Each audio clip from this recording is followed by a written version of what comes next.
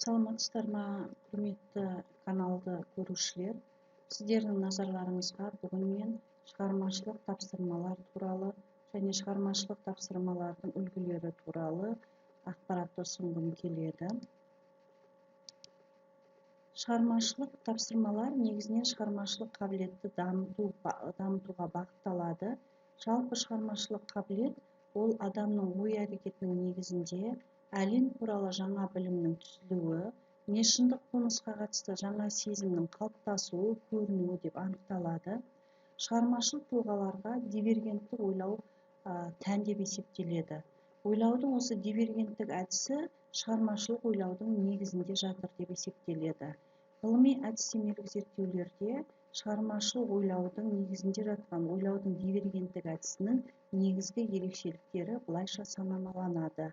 Бұл шығармашылық ойлауға шапшаңдықтан, яғни бірнеше идеяларды айта білу тән болып келеді. Екіншіден, ой серпімділігі тән болады. Ой серпімділігі дегенді өте көп идеяларды айта білу деп анықтайды.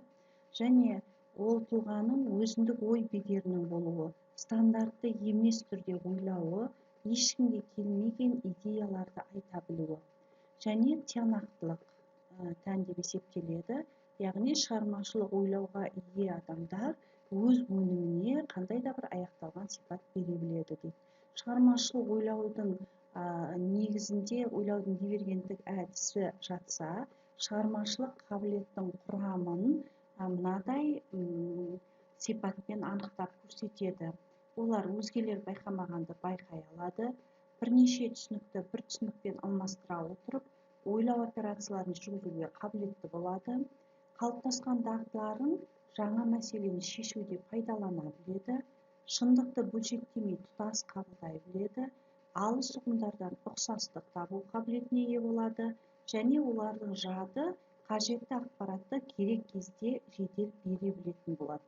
Дұрыс шешімді көп шешімдердің ішінен жаңылмай таба алады, және бұрыннан қалыптасқан біліміне жаңа мәліметті қиындықсыз енгізе алады. Және заттар мен құбылыстарды бар күйінде қабылдай алу, идеяны жеңіл тудыру қабілеті, шығармашылық қиярға ие болуы, өзінің бастапқы жоспарындағы кемшіліктерін өзі жөндей білуге қабілетті болады дейді. Осы сипаттар шығармашылық қабілетті құрайды дейді. Егер шығармашылық тұлғаны қалыптастыратын болсақ, осы шығармашылық тапсырмаларды орындату арқылы оны жүзеге асыруға болады. Ол үшін әртүрлі оқыту технологиялары қолданылады. Біз сын тұрғысынан ойлау технологиясында деңгейлік тапсырмалар деген тапсырмалар бар. Осы деңгейлік тапсырмаларды негізінен 4 деңгейге бөліп көрсетеді. Бірінші А деңгейі бұл міндетті деңгей деп есептеледі. Мемлекеттік стандарттардың талаптарына, әр оқушылардың жас және психологиялық ерекшеліктеріне сай міндетті тапсырмалар орындалады. Осы міндетті тапсырмаларды орындай алатын білім алушыларға Б деңгейі деген екінші деңгейде алгоритмдік деңгей деп аталады бұл деңгей. Осы белгілі бір алгоритм арқылы міндетті деңгейдің тапсырмаларынан күрделіреу тапсырма түрлерін береді. А және Б деңгейін, яғни міндетті және алгоритмдік деңгейді игерген білім алушы С деңгейіне көтеріледі. Яғни бұл деңгейдегі тапсырмаларды эвристикалық тапсырмалар деп атайды. Бұл тапсырмалар орындалған кезде білім алушының логикалық ойлау дәрежесі көтеріледі, белсенділігі артады, тілдік талдау жасай білуге төселеді және білімді жаңа жағдайда пайдалана білуге дағдыланады деп есептеледі. Ең жоғарғы деңгейі Д деңгейі, бұл шығармашылық деңгей деп аталады. Бұл жаңағы айтқан дивергенттік ойлау дағдыларын қалыптастыратын, шығармашылық ізденімпаздық қабілетін арттыратын деңгей тапсырмалар деп есептеледі.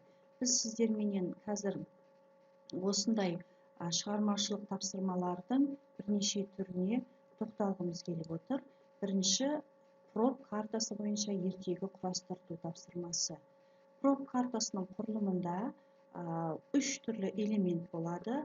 Онда X деген элемент, яғни бұл білім алушылардың өздері құрастыратын ертегісінің шындықта жоқ кейіпкерлерін өзі ойлап табуы. екінші сұрақ белгісі осы өзі қиялынан туғызған кейіпкерлердің арасындағы қандай да бір қиын жағдайлардың, қиын оқиғалардың ойлап табылуы, және соңында сол ертегіні құрастырушы сол өзі ойдан шығарған, қиялынан туғызған кейіпкерлерінің және олардың арасындағы оқиғалардың шешімін оң шешуге әкеліп, ертегінің мазмұнын аяқтайды. Бұл кезде әрине кез келген ертегі бұл жақсылықтың жеңіске жетуімен, әділеттіліктің орнауыменен аяқталады. Жалпы картаның проб картасы деп аталу себебі Владимир Проб деген ғалымның осы морфология народной сказки деген, яғни халық ертегілерінің морфологиясы, құрылымы деген ғылыми зерттеу еңбектеріне сүйеніп жасалған әдістеме. Осы карта құрылымы берілгеннен кейін, тапсырма берілгеннен кейін оқушылар, яғни білім алушылар, мейлі ол студент болсын, өзінің қиялынан туған кейіпкерлерді түрлі жағдайларға түсіріп және оның оң шешімін тапқызады. Бұл тапсырманың шығармашылық болатын себебі қиялын ұштайды тапсырманы орындау барысында, және продуктивті ойлауын дамытады, дивергенттік ойлауын дамытады, проблемаларды көруге, табуға және оны шешуге үйренеді, бұрыннан бар білімінің негізіне сүйене отырып, жаңа білім түзеді. Бұл шығармашылық тапсырмалар жалпы шығармашылық тұлғаны қалыптастыруға, шығармашылық қабілетті арттыруға бағытталған. Екінші, жұмбақты шешкізіп, және сол жұмбақтың үлгісімен жұмбақ құрастыру. Ол үшін бұл жұмбақтың құрастыру үлгісінде де үш элемент бар. Бұның бірінші элементі не бар деген сұраққа, екінші элементі не істейді деген сұраққа, үшіншісі не емес жоқ деген, яғни не емес, не жоқ деген сұраққа жауап береді. Мысалы, экран бар, не істейді? Көрсетеді. Теледидар емес, пернелері бар, басылады, калькулятор емес. Яғни жауабы компьютер. Бұл жерде бұл тапсырманың негізгі мақсаты осы заттар мен құбылыстардың арасындағы, немесе заттар мен заттардың арасындағы ұқсас белгілерін және айырым белгілерін ажырату, заттарды тұтастықта қабылдай білуге, құбылыстарды тұтастықта қабылдай білуге төселдіру, яғни жоғарыда айтқан шығармашылық қабілеттің құрамына енетін сипаттарды игерту. Бұл жұмбақты шешкізіп және сол үлгімен жұмбақ құрастыру да жалпы шығармашылық тапсырмалардың ішінде белсенді түрде әрі жақсы нәтиже беретін жұмыс түрі болып есептеледі. Келесі сіздердің назарларыңызға когнитивтік жаттығуларды ұсынғымыз келеді, немесе оны танымдық жаттығулар деп атайды. Бұл танымдық жаттығуларды немесе когнитивтік жаттығуларды екі топқа жіктеуге болады. Біріншісі бейнелеу жаттығулары. Бейнелеу жаттығулары ұғымдардың бейнесін ұқсас белгілер арқылы сипаттау тапсырмасымен беріледі. Оған арнайы үлгі беру керек. Мысалға, шөп, кілем екеуі екі ұғымның бейнесі ұқсас. Екеуі де жұмсақ, екеуі де төсеніш бола алады. Немесе екеуі де қызыл, жасылды, өрнекті болады деген тәрізді. Мұз бен тас, бұлардың екеуіне де тастайлық тән, екеуіне де салқындық тән, немесе тау мен батыр, екеуіне де ірілік тән, екеуі де қорған бола алады деген тәрізді. Яғни өздерін осы сөздердегі ұғымдардың бейнесін елестетіп, олардың арасынан белгілі бір ұқсастықтарды табады. Бұл белгілі бір білім алушының танымдық қабілетін, шығармашылық қабілетін арттырады. Екінші когнитивтік жаттығудың түрі бұл ассоциациялық жаттығулар. Яғни бұның өзінің де бірнеше түрлері бар. Соның ішінде тапсырма сөздердің мағыналық қатынасына қарай сыңарын табуға құрылады. Мысалға, орман, өзен, достық, қамшы, бесік деген сөздер берілетін болса, сол сөздің әрқайсысына мағыналық қатынасына қарай сыңар ойлап табу қажет. Мысалға, орман десек, орман ағаш, ағаш тамыр, тамыр бұтақ, бұтақ жапырақ деген тәрізді.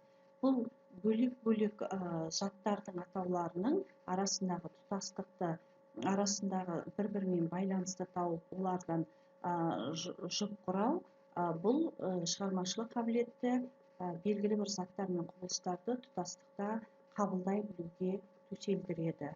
Сол тәрізді екінші жаттығу, ассоциациялық жаттығудың үлгісі, бұл сөздердің сәйкес жұптарын тауып жазу. Мысалға, өзен, жылқы, бұйда, тау, сексеуіл, тазы, асық, арба дейтін болсақ, оған және керекті сөздер береміз. Осы керекті сөздердің ішінен арқар, шоқ, сақа, ер-тоқым, аңшы, балық, түйе, дөңгелек, олардың сәйкес келетін жұптарын олар тауып жазу керек, білім алушылар. Мысалға, үлгі берсек, өзен, балық, бұйда, түйе, арба, дөңгелек деген тәрізді. Бұл шығармашылық жаттығуларды орындату белгілі бір деңгейде білім алушылардың шығармашылық тұлға ретінде қалыптасуына ықпал етеді. Берілген тапсырмалар, жаттығулар, когнитивтік жаттығулар және де проб картасымен ертегі құрастыру, жұмбақтар шешкізу деген Молдабекованың, Жахинаның, Хасанованың тағы осы ғылыми әдістемелік диссертациялық жұмыс дайындаған ғалымдардың еңбектерінен алынды. Назарларыңызға рахмет.